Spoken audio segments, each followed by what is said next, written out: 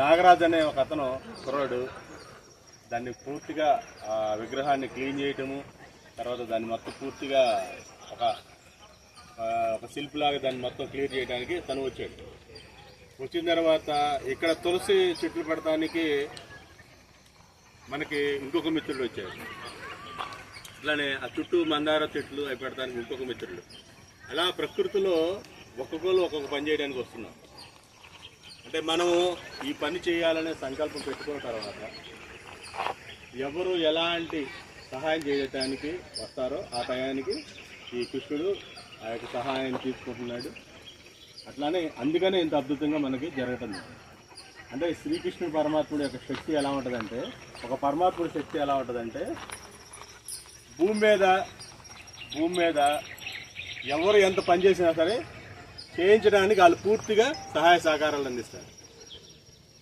అంటే ప్రతి ఒక్క గురువు, ప్రతి ఒక్క యోగి కూడా ఎవరైతే ఈ యొక్క ధ్యానము అలానే పక్క వాళ్ళకి సహాయం చేయాలని చెప్పేసి ఒక సంకల్పం చేస్తారో ఆ సంకల్పానికి ఒక గురువులు పూర్తిగా సహాయ సహకారాలు అందిస్తూ ఉంటారు. ఆ భాగంగానే మనం అందరం కూడా ఈ ధ్యాన శ్రీకృష్ణ తులసి వనంలో ఈ కృష్ణుడి విగ్రహాన్ని స్థాపించుకోవటం, అట్లానే శ్రీకృష్ణ అష్టమి రోజు పైన పిరమిడ్ ఏర్పాటు చేయటము, దానికి నామకరణం ఈరోజు చేసుకోవటం చాలా అద్భుతంగా ఉంది. ఒకసారి ఈ యొక్క ధ్యాన కార్యక్రమాలు అందరికీ కూడా అన్ని కార్యక్రమాల్లో పోస్ట్ పెడితే అన్ని కార్యక్రమాల్లో వచ్చి మీరందరూ సహకరిస్తున్నందుకు మీరందరికీ కూడా ధన్యవాదాలు. అట్లానే మరి ఇక్కడ మన వాకర్స్ సీనియర్ మాస్టర్స్ కూడా ఉన్నారు. మెడిటేషన్ డే సందర్భంగా ఇక్కడికి విచ్చేసినటువంటి ధ్యాన మిత్రులందరికీ నమస్కారాలండి.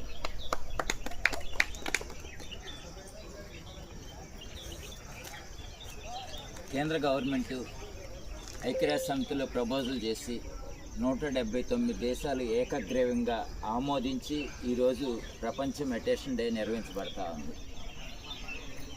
ధ్యానం యొక్క విశిష్టత అందరికీ తెలుసు. కానీ కాలక్రమంలో ధ్యానం అంటే అదేదో పని పాటలు లేని వాళ్ళకి, లేకపోతే బాధ్యతలు లేని వాళ్ళకి, సన్యాసులకి హిమాలయాల్లో చేసేది అనే స్థితి నుంచి బుద్ధుడు స్వయంగా తను కనుక్కొని ఆనాపాన సతి అనేదాన్ని ప్రపంచవ్యాప్తం చేశారు. సరి కాలక్రమంలో అది మళ్ళీ మరుగుపడిపోయింది. పితామహ బ్రహ్మర్షి పత్రిజీ దీన్ని తెలుగు భాషలో శ్వాస మీద ధ్యాస అనే విధంగా తీసుకురావడం జరిగింది. ఇది సన్యాసులు కాదు, ఎవరి జీవితం అయితే ప్రశాంతంగా ఉండాలి, ఆరోగ్యంగా ఉండాలి, అందరూ అనుభవాలు చెప్పారు. ప్రశాంతంగా ఉండాలి, ఆరోగ్యంగా ఉండాలి, సంతోషంగా ఉండాలి. అట్లాగే మనందరిలో అనంతమైన శక్తి ఉంది. ఆ శక్తి ఉంది అనే విషయాన్ని మర్చిపోయాం. మనం మానవ మాత్రమే అనుకుంటున్నాం. కాదు, ప్రతి ఒక్కరిలో కూడా మహిమ ఉంది. ఎవరు దేని వైపు అయితే దృష్టి నిలపగలుగుతారో దాన్ని సాధించే శక్తి వస్తుంది. కానీ దాని దృష్టి నిలపలేకపోవటానికి కారణం ఏంటంటే మన నమ్మకాల వ్యవస్థ, రకరకాలు. అవన్నీ కూడా మన సబ్కాన్షియస్ మైండ్లో ముద్రలుగా పడిపోతూ ఉంటాయి. మన సబ్కాన్షియస్ మైండ్ని శుద్ధి చేసుకొని, అంటే శరీరాన్ని ఎలా అయితే శుద్ధి చేస్తున్నాం, రోజు స్నానం చేస్తాం, శుద్ధంగా ఉంటుంది. మనసు శరీరం శుద్ధంగా ఉంటుంది. అట్లా దీనికి కావాల్సినటువంటి ఆహారాన్ని ఇస్తాం, దీనికి కావాల్సినటువంటి విశ్రాంతి ఇస్తాం. శరీరం ఆరోగ్యంగా ఉండాలంటే 3 చేయాలి. దానికి కావాల్సిన ఆహారం ఇవ్వాలి, దాన్ని సక్రమంగా వినియోగించుకోవాలి, దానికి విశ్రాంతి ఇవ్వాలి. అప్పుడు శరీరం ఆరోగ్యంగా ఉంటుంది. మరి మన జీవితంలో శరీరం పాత్ర కన్నా మనసు యొక్క పాత్ర ఎక్కువ ఉంది. 70% మనసునే ఉపయోగిస్తాం. కానీ మనసు శుద్ధత గురించి ఎప్పుడు ఆలోచించట్లేదు. మనసుకి శుద్ధంగా ఉండాలంటే ఏం చేయాలి, దానికి ఎలాంటి ఆహారాన్ని ఇవ్వాలి, దానికి ఎలాంటి విశ్రాంతి ఇవ్వాలని, ఈ మూడింటిని ఇచ్చేదే ధ్యానం. ఇక్కడ సరే అందరికీ కూడా శుభాకాంక్షలు. తర్వాత ప్రతిరోజు కూడా ఇక్కడ ఈ ధ్యాన కేంద్రంలో వాకింగ్ తర్వాత కొంతమంది వచ్చి మేము ధ్యాన కార్యక్రమంలో పాల్గొనడం జరుగుతూ ఉన్నది అవకాశాన్ని బట్టి. మరి దీనికి నేపథ్యం ఇది ఒక చక్కటి ఒక ఆధ్యాత్మికమైన ప్రశాంతమైనటువంటి మొక్కలతో ఇక్కడ మేము పెట్టింది కూడా అన్నీ కూడా మనకి దేవతా వృక్షాలండి 5 ఉంటాయి. వాటిల్లో పారిజాతం, తులసి, మందార ఇవి ఉన్నాయి. మనకు విసిరి, ఇంకొకటి ఉంటుందండి సంతానం అనేది, మనకి మన ప్రాంతాల్లో అవైలబిలిటీ ఉండదు. ఈ 4 మొక్కలను కూడా మేము చుట్టూ పెట్టి ఇంకా మిగతా మొక్కలు కూడా కొన్ని అక్కడ ఫారెస్ట్ గార్డెన్లో ఉన్నటువంటి సీతాఫలం, ఇక్కడ మరి సాంబశివరావు గారు దీనికి ముఖ్యంగా కారకులు. ఇంత వనం ఏర్పడటానికి శ్రీకృష్ణుడి విగ్రహం ప్రతిష్టాపనకు అక్కడ గెస్ట్ హౌస్ దగ్గర ఉన్నటువంటి విగ్రహాన్ని వారు అడిగితే తీసుకోమన్నారు.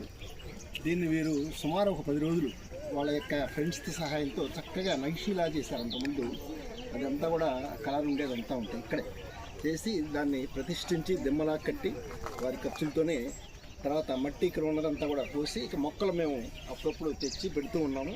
మళ్ళీ పోతూ ఉంటే సీజన్ బట్టి అవి కొన్ని ఎండిపోతూ ఉంటాయి. ఇవాళ కూడా కొన్ని మొక్కలు పెడదామనే ఉద్దేశంతో నిన్నే చెప్పాను, తులసి మొక్కలు ఈరోజు కొన్ని తెస్తామని. ఇంకా వేరే మొక్కలు కూడా పనస, తర్వాత అట్లానే ఇక్కడ వేప మరియు రావి ఈ 2 కూడా ఇక్కడ పెట్టారండి. వేప అంటే లక్ష్మీదేవితో స్వరూపం, రావి అంటే విష్ణుమూర్తి అని. అందువల్ల ఆ 2 కూడా కలిపి పెడుతూ ఉంటారు. విష్ణుమూర్తి మరియు లక్ష్మీదేవి స్వరూపంగా కలిపి 2 కూడా పెడుతూ ఉంటారు. చాలా చోట్ల మనం సహజ సిద్ధంగా అవి మొలుస్తూ ఉంటాయి, చూస్తూ ఉంటాం. పెద్ద పెద్ద వృక్షాలు కూడా అవుతాయి. ఆ ఉద్దేశంతోనే ఇక్కడ అవి కూడా పెడతాం జరిగింది. చుట్టూ పనస మొక్కలు, ఇంకా మామూలుగా తినే ఉసిరి ఇలాంటివి కూడా పెడతాం జరిగింది. భవిష్యత్తులో అవి బాగా పెద్దవి, చక్కటి వృక్షాలుగా ఉంటుంది. అన్నిటికీ మించి ఈ వాతావరణం చాలా మంగళగిరి ప్రాంతంలోనే అతిపెద్ద ఎకో పార్క్, విశాలమైన సుమారు 150 హెక్టార్లని ఫారెస్ట్ డిపార్ట్మెంట్ వాళ్ళు చెప్తూ ఉన్నారు. కొండ దిగువ నుంచి వాళ్ళ లెక్క అయి ఉంటుంది. ఇంత పెద్ద పార్కు దాదాపు స్టేట్లోనే one of the biggest park అంటే ఇట్లా ఫారెస్ట్ డిపార్ట్మెంట్ వాళ్ళు డెవలప్ చేసింది. మనకి అనుకోకుండా కొండ దిగున ఉంటాం, ఎయిమ్స్ ముందు ఉంటాం, వాళ్ళు ఫారెస్ట్ డిపార్ట్మెంట్ వాళ్ళు కూడా బాగా డెవలప్ చేయటం. ఈ నేపథ్యంలో ఒక ధ్యానంగా ఉండటానికి చేసుకుంటానికి ధ్యానంలో ఎవరైనా దీన్ని తులసి మొక్కలతో కాస్త అందంగా తీర్చిదిద్దటం ఇది జరిగిందండి. మరి ఈ ధ్యానం వల్ల ముఖ్యంగా నాకు తెలిసి నర్వస్ ప్రాబ్లమ్స్ ఉంటే ఒక అరగంట గంట కూర్చుంటే అవి క్రమంగా గ్రాడ్యువల్గా డిక్రీజ్ అవుతూ ఉంటాయి, తగ్గుతూ ఉంటాయి. తర్వాత కండరాల నొప్పులు ఇలాంటివి ఉంటే బాడీ పరంగా ఒత్తిడి, మెయిన్గా ప్రెషర్ ఇలాంటివి ఈ రోజుల్లో ఎక్కువగా ఉంటూ ఉంటుంది. అవి ఒక కంట్రోల్లోకి వచ్చే అవకాశం ఉంది. కండరాల నొప్పులు. ఈరోజు ప్రపంచ ధ్యాన దినోత్సవం సందర్భంగా మనం అంతా కూడా ఇక్కడికి వచ్చేసి ఉన్నాము. అందరికీ కూడాను ప్రపంచ ధ్యాన దినోత్సవానికి సందర్భంగా అందరూ కూడా శుభాకాంక్షలు తెలియజేస్తున్నాము.